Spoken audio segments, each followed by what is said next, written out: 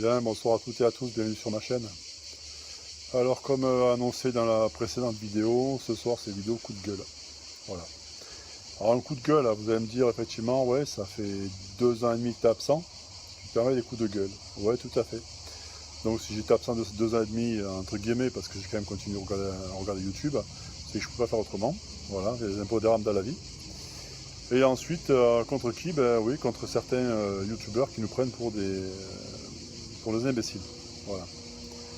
Alors qu'est-ce qui s'est passé? Quand j'ai commencé donc à m'intéresser entre guillemets donc au bushcraft sur YouTube, parce que j'ai quand même pas attendu YouTube pour sortir dans les bois, je me suis rendu compte qu'il y avait certains qui avaient des chaînes et je me suis abonné, sans regret, j'y suis encore abonné. Et dans ces chaînes, ils nous présentaient donc leur petit matériel, ils faisaient leurs petites sorties, ça durait un quart d'heure, 20 minutes, c'était sympa. Le matériel, ça permettait de se faire des idées, voilà. Ok, jusque là, pas de problème. Ah, donc derrière j'ai le chat qui va essayer de me piquer la bouffe, là je vous reprends. Ouais, ça y est. Parce que j'avais derrière c'est barbecue, pastis. Et du coup le chat essayait de me piquer les saucisses et les côtes d'agneau. Voilà. Alors pourquoi donc ce coup de gueule contre certains youtubeurs? Parce que comme je vous l'ai expliqué, donc ils nous présentaient du matériel, ça allait très bien. Quelque temps après, ils ont été contactés donc par des marques. C'est bien, tant mieux pour eux. Personnellement, moi ça ne m'intéresse pas. Parce que je pense que comme j'ai toujours fait dans mes vidéos, j'achète du matériel, j'utilise ce matériel, je continue de l'utiliser à l'heure actuelle, j'en suis très content. Si éventuellement il y avait donc un matériel donc, que j'ai présenté qui ne me convient pas, je vous le dirai. Je n'ai pas besoin d'avoir une marque qui me contacte, qui me dise ouais, il faut vanter notre produit, c'est le top du top, voilà. Alors, en plus en sachant que ça sera peut-être le top du top pour moi, mais ça ne sera peut-être pas le top du top pour vous. Alors, ce que je veux dire par là, c'est que certains youtubeurs donc, ont été sponsorisés, ont commencé donc, à nous présenter donc, du matériel, que ce soit des couteaux, des haches, des réchauds, et puis aussi de la nourriture donc, lyophilisée. Alors bon, qu'à cela ne tienne, je pense simplement qu'ils auraient pu avoir la délicatesse, donc au lieu d'essayer de nous faire croire que c'était le top du top, de nous dire voilà, j'ai été contacté par telle marque, elle me demande de faire le test de ce produit-là, je vais le tester, je vais vous donner mon ressenti personnel. Tout en sachant que mon ressenti personnel n'est pas le vôtre. Voilà. Alors là, on a eu des gars qui, donc, du jour au lendemain, n'ont plus utilisé leur matériel qu'ils nous avaient présenté lors de leur vidéo et qui nous ont dit que le matériel reçu par la marque X, c'était le top du top. Ok, bon, qu'à cela ne tienne. Seulement, là où le bas blesse, c'est que un mois, 2 mois après, 3 mois, le même gars ou les mêmes gars nous représentent un matériel d'une marque X ou Y, donc une autre marque que ce qu'ils avaient présenté auparavant. Et là, nous sortent que ce matériel-là, ça fait des semaines et des semaines, voire des mois et des années qu'ils l'utilisent. Garçon, il y a quelques mois de ça, je t'ai vu, tu utilisais le matériel, tu as testé le matériel d'une autre marque, et là maintenant tu nous testes le matériel d'une autre marque et tu veux nous faire croire que ce matériel-là, c'est le top du top et ça fait des mois et des mois que tu l'utilises, c'est pas possible. Voilà. Et ensuite donc, mais qu'est-ce qui se passe? J'en ai même vu qui ont utilisé en fait, qui ont fait des sorties avec 4 réchauds. Alors le mec a testé 4 réchauds. Alors soit il a 4 réchauds avec lui, quand il sort il teste les 4, hein, soit tout simplement les 4 marques, il veut nous les faire passer au fur et à mesure. Alors, je vous rassure, c'est même des chaînes carrément qu'on ne voit plus. Il n'y a plus de vidéos, il n'y a plus rien. Alors soit ils se sont rendus compte de leurs bêtises, soit dans quelques temps on les verra réapparaître en disant oui, j'avais besoin de me recentrer, j'avais besoin de ci, j'avais besoin de reste, ou j'ai pas pu. Ok, pas de problème, ça roule. Enfin, quoi qu'il en soit, pareil pour la nourriture lyophilisée, personnellement me concernant, je me sers toujours à la même marque. C'est une marque qui me convient. Ce sont des produits qui me conviennent, mais ils me conviennent personnellement. Je ne vais pas vous forcer à acheter donc la nourriture de lyophilisé.com ou fr, je ne sais plus. Ça fait 6 ans que je me sers chez eux, ça fait 6 ans que moi je suis content de leurs produits, mais ça n'engage que moi. C'est mon point de vue.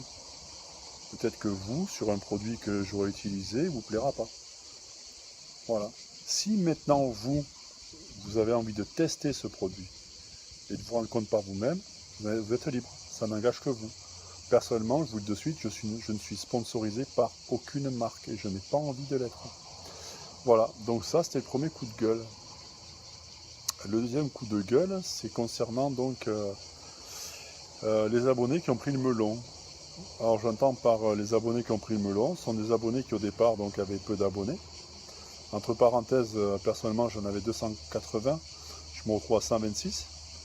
Tant mieux, ça me dérange pas, hein. Ceux qui sont partis ont leur propre raison, c'est normal, ça me choque pas.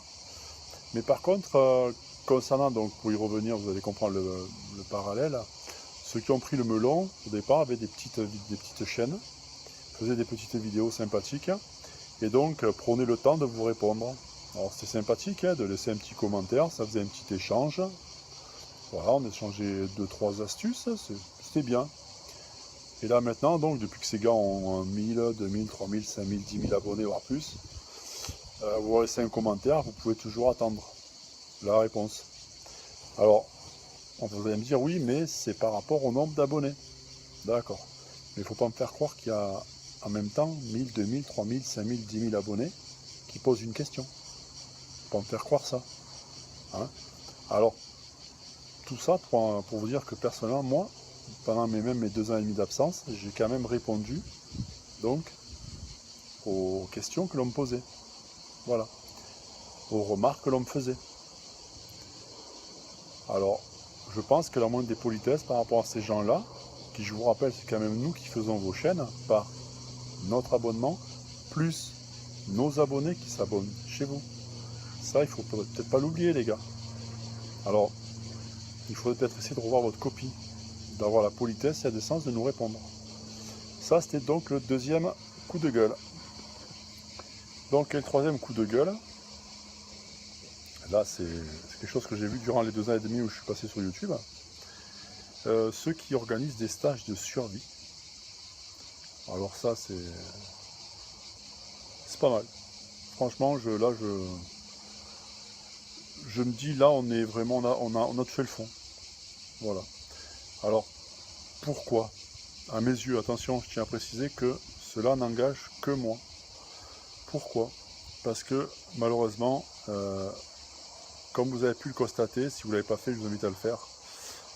Consultez beaucoup de sites de vente de matériel externe. Il y a toujours le petit onglet survie. Parce que maintenant, la survie, c'est devenu une mode, entre guillemets. Voilà.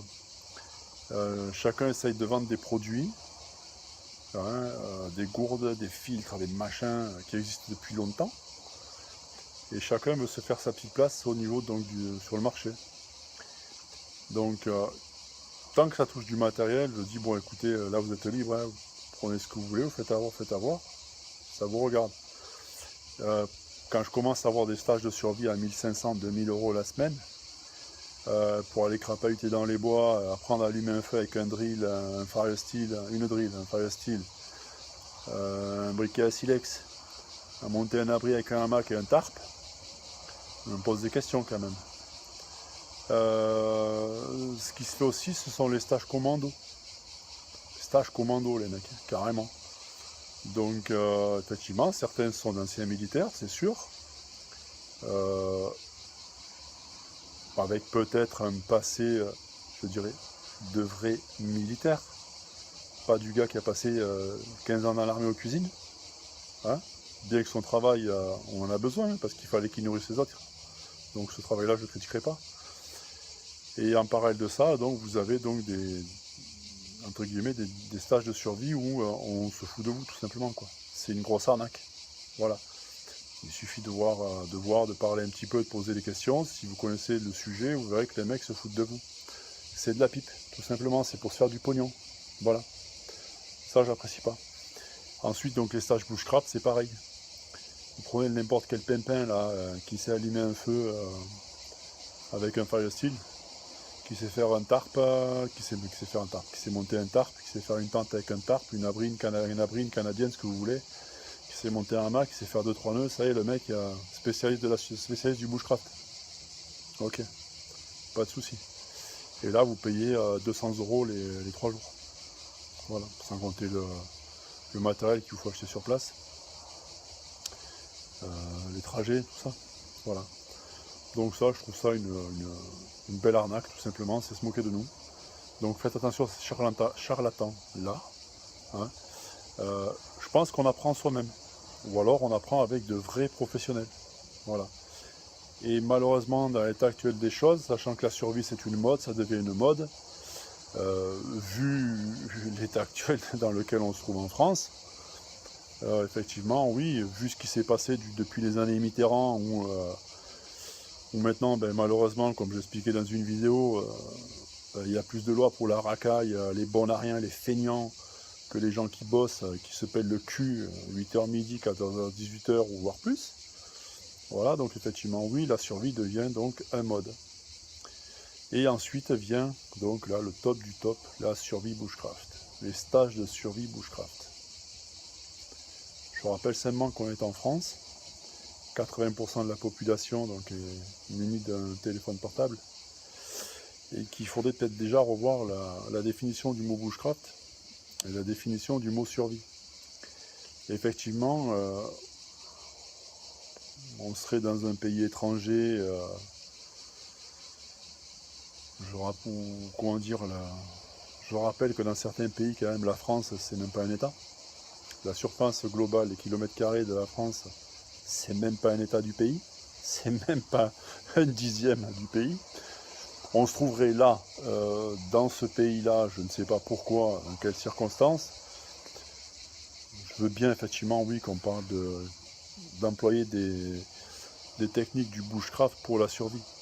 Mais je rappelle, comme je viens de vous le dire, qu'on est en France, 80% de la population donc, est dotée d'un téléphone portable, et qu'il y a quand même peu de chances qu'on soit obligé d'allumer un feu au milieu des bois. Hein. Sauf, effectivement, oui, si... alors je ne sais quel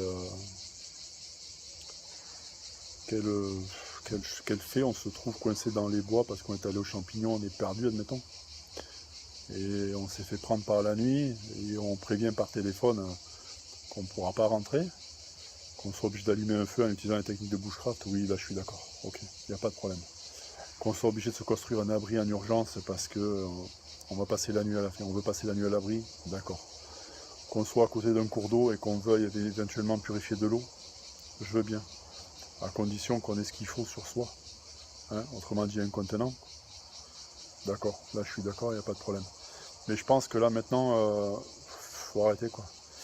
Il faut arrêter de nous prendre pour des imbéciles, hein, et surtout de jouer en fait avec la stupidité des gens, quoi. Parce qu'il y a des gens qui sont prêts à payer juste pour aller faire un petit stage dans les bois là, de 3 jours.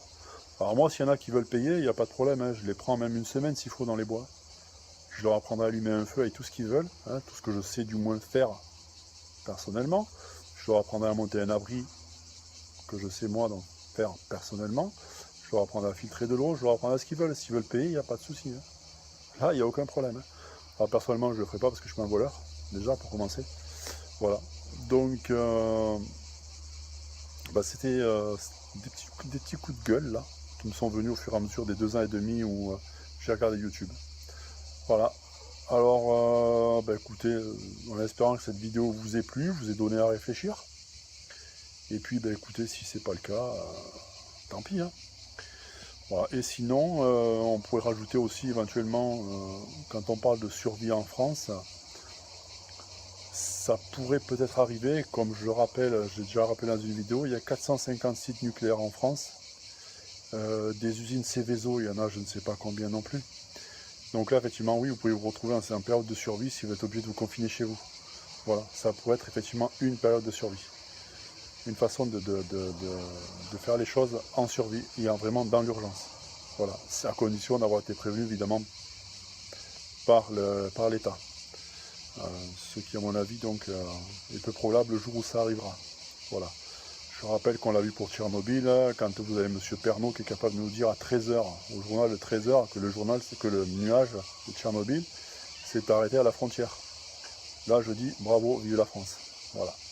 Donc là, effectivement, hormis ce cas-là, et puis peut-être d'autres où votre maison prend feu, vous êtes obligé d'évacuer en urgence, votre maison prend l'eau, vous êtes obligé d'évacuer en urgence, oui, je veux bien, d'accord.